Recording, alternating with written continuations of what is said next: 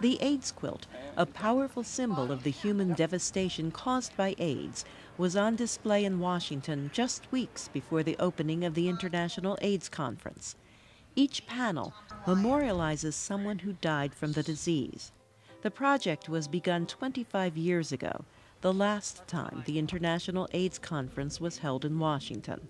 Dr. Anthony Fauci was then the director of the National Institute of Allergy and Infectious Diseases, a position he still holds. 25 years ago, in 1987, it was a very bleak time for HIV. Word was out about safer sex and using condoms. AZT was a new drug that could fight HIV, but it provided only short-term benefits. It was a very, very depressing time. The number of cases were accelerating throughout the world. We hadn't yet fully realized the extraordinary impact that it was having in the developing world, particularly sub-Saharan Africa. Nearly 70% of AIDS cases have been among people living in sub-Saharan Africa. 2.5 million people are newly infected each year.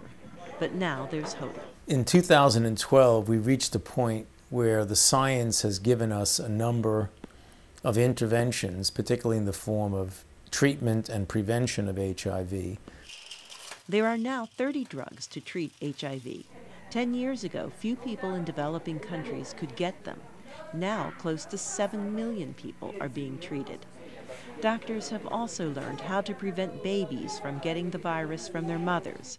Scientists have found that treating people early not only saves lives, but greatly reduces the chances they'll pass the virus to a sexual partner. Now scientists are getting closer to developing a vaccine. Ambassador Eric Goosby is the U.S. Global AIDS Coordinator.